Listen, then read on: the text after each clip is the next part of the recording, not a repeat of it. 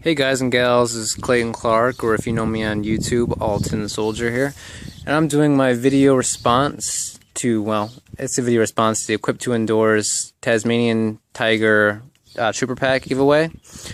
And we're supposed to show our woodworking slash fire making kind of loadout that we use.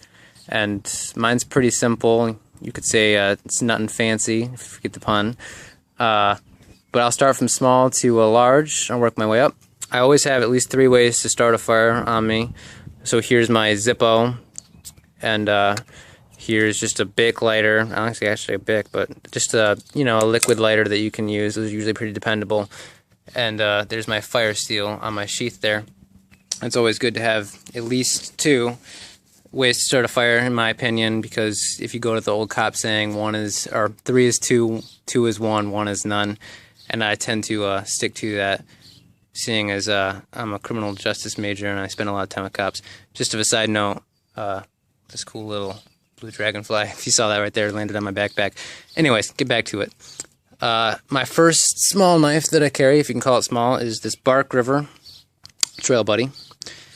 Desert ironwood handles, E2E steel, convex ground. It's got tons of belly.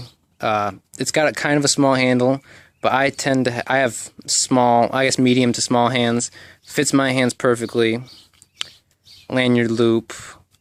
This convex grind that Bark River does on their knives, it really eats wood, and anything you put in front of it will eat it. So it takes care of wood well. You can get fine shavings for starting fires. It even has some heft to it, especially with the desert ironwood, which is pretty hefty. You can hold it with your back to your finger like that, and you just flick your wrist. You can delimb small branches pretty easy. It's very comfortable for things like skinning. You can choke up on it. That belly is just smooth, glides through any skin or meat that you put in front of it. It's fairly thick, fairly sturdy. It has a fairly fine tip there, though, if you can see that, and you could use that tip to drill if you needed to use your fire bow or anything like that. So this has been a very dependable knife for me. I've had it for probably about 4 years. It's got a nice patina on it. People worry about tool steels sometimes because they're worried it's going to rust. But I've never had too much of a issue with rust. And I live in northern Michigan, so we're the water state in the United States. And out of all of my tool steels, I find the E2E doesn't rust, takes a nice patina, and that patina protects it very well. As you can see probably right there on the handle, just from me holding it, just the oils from my hand patinaing it, or the acids from my hand patinaing it. It's got red liners, if you want to care about that. I think it's a pretty stylish looking knife also. And then here I got the Bark River sheath. This isn't the sheath that came with it. I ordered this sheath from Bark River because I didn't particularly like the first sheath. But it's just simple belt loop, super sturdy. It got a fire steel loop. This is the fire steel I ordered with it. It's the matching desert ironwood with red liners. So I love that. Goes really well, carries nice. And then I'll step up to the medium, if you could call it medium, which it really isn't. This is a Skaggle large Bowie. This is also made, excuse me, there we go. This is also made by Bark River, but is licensed under Skaggle, which from my understanding is the name is owned by Knife Ship Free. And this is an amazing knife. Once again, we got E2E steel, convex ground. For as thick as this knife is, excuse me, it is ground extremely thin. And for this extremely thin grind, it does not roll, doesn't chip. It is extremely sturdy. And this thing will glide through notebook paper, phone book paper like nobody's business, even after I've chopped through several logs and several small trees. Excuse me.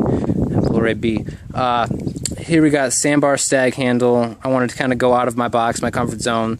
I've never had any bone knives, so I went for that. It's very front heavy, but it's very comfortable. This sandbar stag seems like was made for my hand, and this forward guard keeps you from slipping. Usually I'll use this to baton through wood and make it a little smaller, easier for making fires with it. Here beside that I have my main source of separating wood, which is just a simple ordinary hacksaw.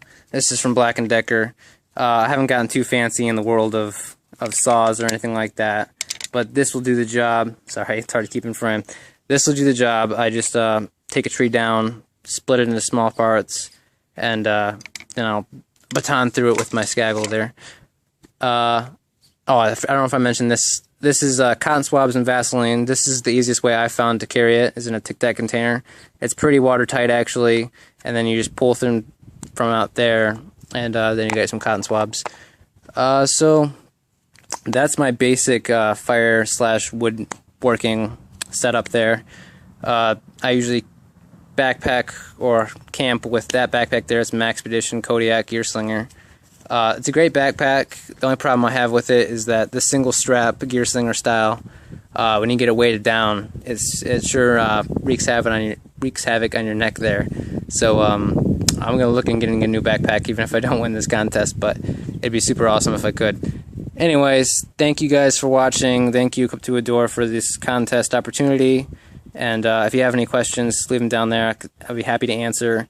Or if you want to see some more in-detail views of anything, just let me know. Okay, this is Clayton, and talk to you guys later. Bye.